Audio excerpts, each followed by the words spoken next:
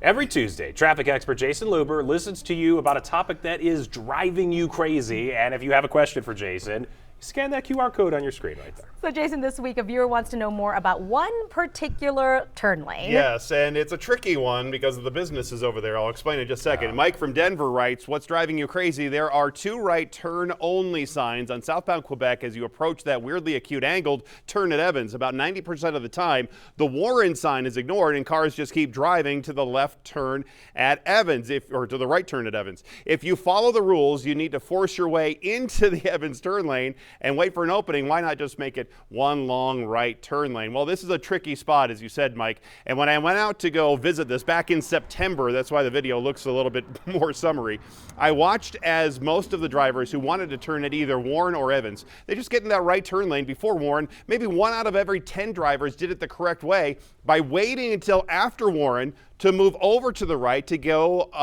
west on Evans. Now, when I talked to Arapahoe County Transportation Department, they told me, they admit that, look, this design with 2 nearby right turns, it's not ideal. But after looking at traffic flow and the signage, they told me and determined that this current configuration is the best for safety and efficient traffic operations for both intersections. Now, the correct way to make the 2 right turns is use the first right turn to turn right at the gas station or the Planet Fitness.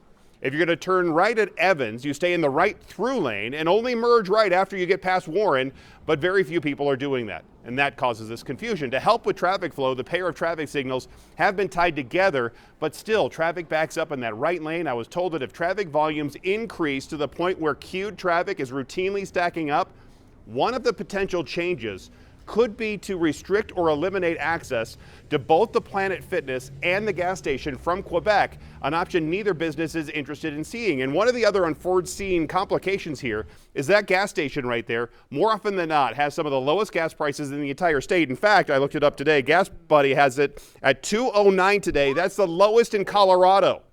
That brings in a large influx of drivers looking to save money and adds to that congestion and turning confusion. So this is more of a problem of driver behavior and traffic volume. As always, I have more details in the online version available right now, denver7.com, top of the page to the traffic page. Well, you can't compete with that price. That explains a lot. It does, and you see people waiting through there, and that brings in a lot of folks. Yeah, totally. Yeah, and it might bring in me later today. I don't know. I'm like, well, yeah, 209 is pretty good right now. It's not so good if we're driving out to the east side of town. So this is I-70. This is the westbound lanes, as we still have this significant delay. You can see it's about a 20-minute delay coming in from Pena Boulevard with single-digit to teens out there. Air Tracker 7 is over it, and you can see this pickup truck went into the back of a semi.